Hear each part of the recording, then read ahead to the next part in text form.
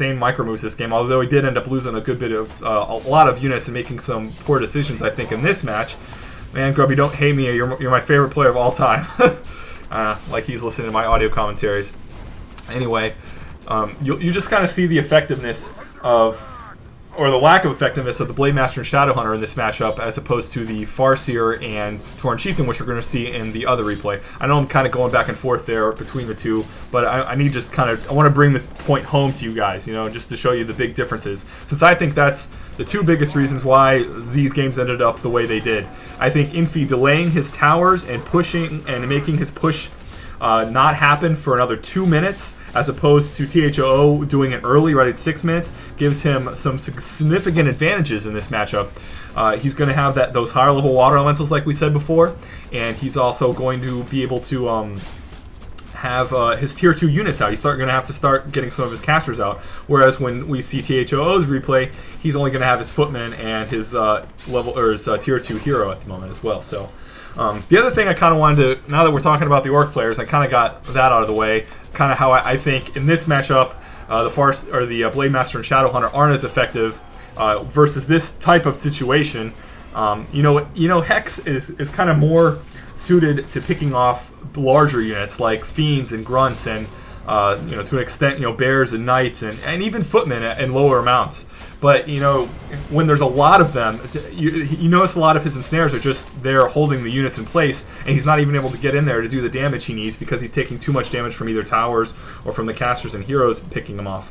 Anyway, I kind of went off on a little tangent there. I did want to refocus on the human heroes. Opting for either the Fire Lord or the Beastmaster in this. Obviously you want to get some summons, but let's take a look at those two heroes right now and figure out what is going to work, or what should work better in this situation. You're obviously wanting summons so that they can kind of refortify your army, give you more of a front line, give you more DPS, make another target for the Orc opponent to attack. However, Grubby does have Spirit Walkers out, which is making dealing with these summons a very good idea. You notice right there, he just took out 2 Automentals and a Quillbeast. Again, a little bit of shoutcasting, but it's important to note that Spirit Walkers are a good counter when you're up against this type of thing. It's just why I was kicking myself, because I'm telling you right now, Grubby's losing this, and I know it doesn't look like it at the moment. This tower push has been going on for a good 5-10 minutes now. It's going on for a while. 8 minutes, 8, 9, 10, I don't know, at least 5 minutes now. So, I don't know, I think he just was doing such a good job of picking off individual units. However, it's just not enough because it can continue to keep coming. And even though Dispel takes a lot of mana from those Spear Walkers, he does such a great job placing that it kind of keeps the summons down. But, you know, with Brilliant Sword, it's easy enough for that Beastmaster and Archmage to bring him back up and to stay in this fight. And the only thing that's really going to be able to push him back is just if he has to Town Portal to save his heroes, which we're going to see later on here.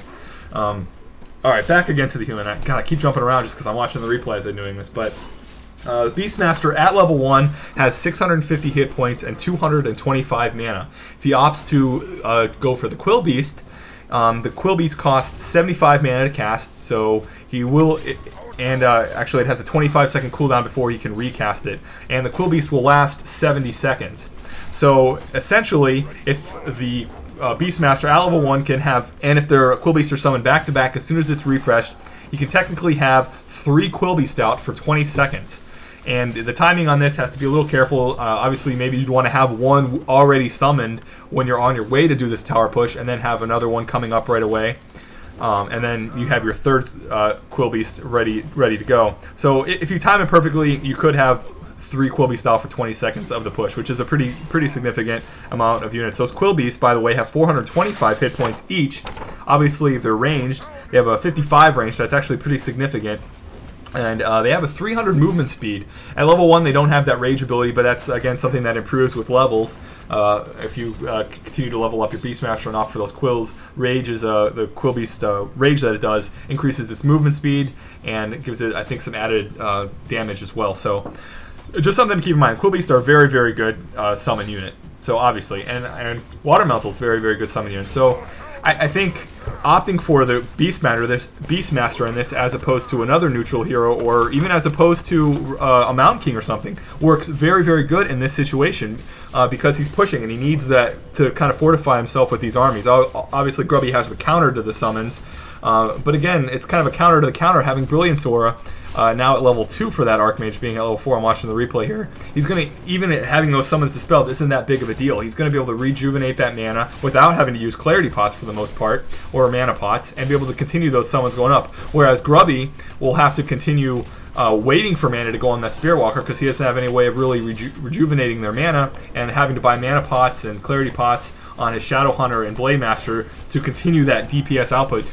Grubby must have bought at least 3 or 4 Clarity Pots for his, it looks like his Blade Master already, and has been constantly windwalking and doing that damage, trying to pump him out, and doing a really good job of keeping the levels relatively even. We got a level 4 Shadow Hunter and a level 4 Blade Master, and that's actually higher level heroes than the human. However, those towers are still in his base. I know. We know towers are the most insane imba thing in the world right now, and no one's complaining. I don't think, other than some human players, are really denying that, but it's not a big...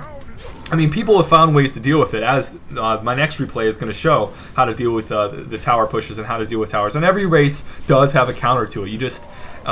timing is a huge thing when dealing with towers. Obviously, scouting is a big thing as well, and trying to deal with what counter works better for your race in a given situation. I mean, some situations for undead, I've seen the Panda Brewmaster using Breath of Fire working really well versus towers, as opposed to maybe just going your standard Death Knight and Lich. You might want to go for a Panda second when you're up against human, because you got that AE Breath of Fire that can take out Militia, can take out, it affects buildings, so it's going to be able to take out the guard tower. So that's something you may have to change in your playstyle to figure out what works for you. But then again, you know, if you want to go for the more focus fire and take the heroes out, you know, obviously you still want to stick with your Death Knight and Lich. Kind of going off on a rant on different races, and we're not even talking about it. Alright, back to my whole little bit of a rant about the Beastmaster and Firelord. So the Firelord at level 1 has 475 hit points as opposed to 650 hit points on that Beastmaster, so a good 100-something hit points more than the Firelord the Beastmaster has. So another big advantage to going that Beastmaster is he's harder to kill. He's a strength hero as opposed to being an agility hero, I think the Firelord is. Again, the Firelord actually has more mana than the Beastmaster does, so you'd think, hey, more mana, maybe he could summon more. Unfortunately, Lava Spawns have a 32-second cooldown, which is more than the Quill Beast, and they cost almost twice as much mana. It's 150 mana for those Lava Spawns. So the Firelord cannot continually cast those Lava Spawns when he gets it up. He casts one, he'll have to rejuvenate enough mana to cast the second one. And actually, I believe he can't do that by the time the cooldown is up on the Lava Spawn. Correct me if I'm wrong. Now, the advantages, the theory crafting behind going Firelord for Lava Spawns is that the Lava Spawns have this staying power.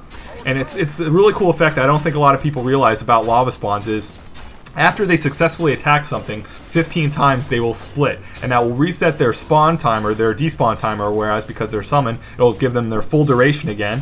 And